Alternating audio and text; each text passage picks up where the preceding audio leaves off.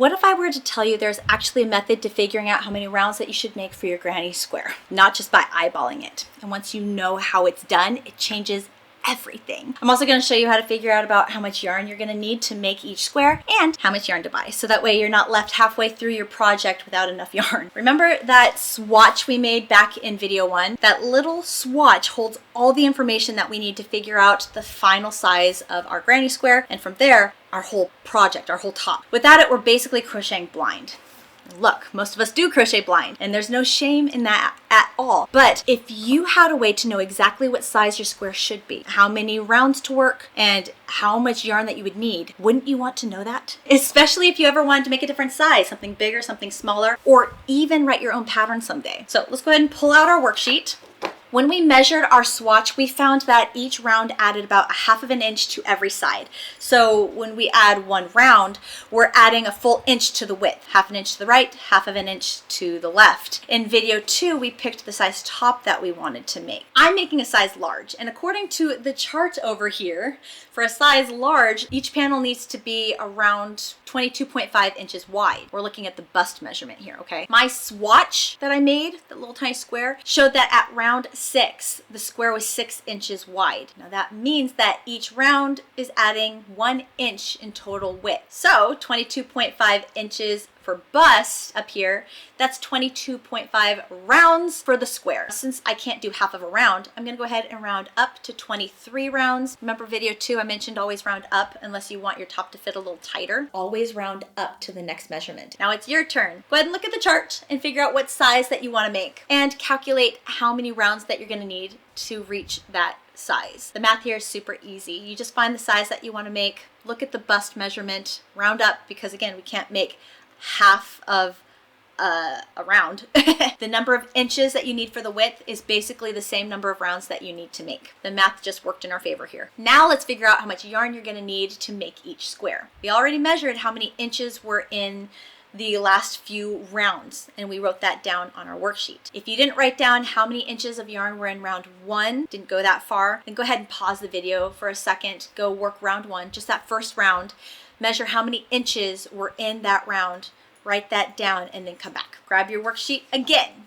We're going to figure out how many yards of yarn that you used in each round. Remember, yarn labels, they show how many yards of yarn are in the skein, not how many inches of yarn are in the skein. So we need to convert. How we're gonna do this, looking at your sheet, round 6, find how many inches were in round 6, divide that number by 12 because there are 12 inches in 1 foot. And that gives you an answer. Take the answer and divide that by 3 because there are 3 feet in 1 yard. And that's how you find out how many yards of yarn were in each round. Great. Repeat this process for round 6, round 5, round 4, and round 3. And also do the same thing for round 1. The information you just figured out, because we're going to need to know that. Just insert right here. How many yards of yarn were in round 1? In the bottom corner of your worksheet, we're going to do that plug and play thing. We're going to subtract round 5 from round 6. We're going to subtract round 4 from round 5. And we're going to subtract round 3 from round 4. Drop the color-coded answers in the spots. So green to green, yellow to yellow, pink to pink. Now to find your average number of something, we just add up all of the answers that we got. So even if I kept going, you'd add up all of the answers that you'd get and divide it by how many answers that you added up together. So here I only have 3 answers. I'm going to add those 3 answers together and divide it by 3 because there's 3. That's going to tell us how many yards of yarn are added every single round. Our answer is 1. 1 yard of yarn is added each round. Round 7 would be the same number of yards in round 6 plus 1 yard. Round 8 would be the same number of yards that were in round 7 plus 1 yard. So it's the same number of yards of yarn that were in the previous round plus 1 yard.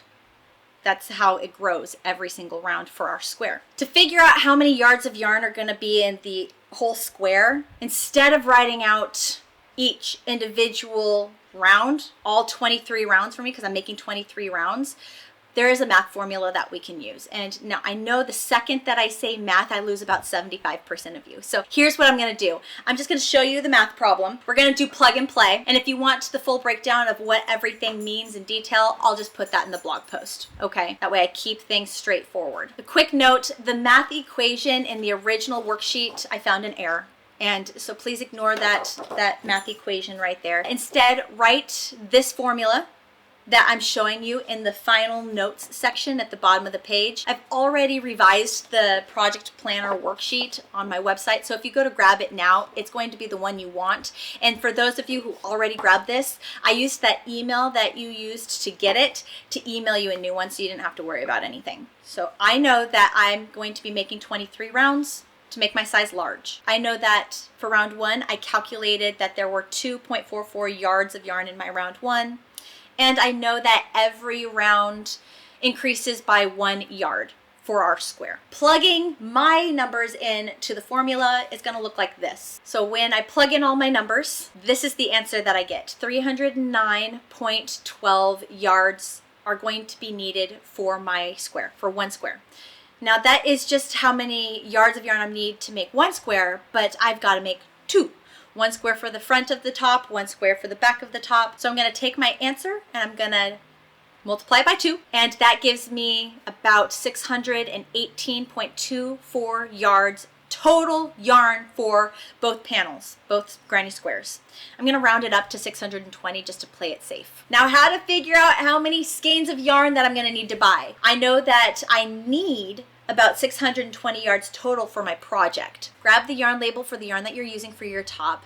Find out how many yards of yarn are in 1 skein. The Kobu that I'm using has 232 yards of yarn per cake. So I'm gonna take the number of yards that I need to make my whole project, 620. I'm gonna divide that number by how many yards of yarn are in 1 skein of yarn. For me, that's 232. And that equals 2.67. That's definitely more than 2 skeins. Not quite 3, but I can't buy a partial skein, so I've got to round up.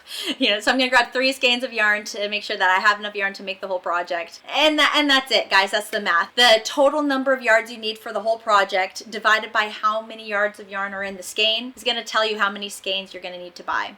And always round up again because you can't buy a partial skein. Awesome. Now you know how many rounds to work for your size that you want to make and approximately how much yarn that you're going to need to make both squares. Go ahead and start working up your 2 square panels. You've got some work to do. In video 4, I'm going to go over how to modify your top and really make it your own. I hope you have fun making your squares. I'll see you in the next video.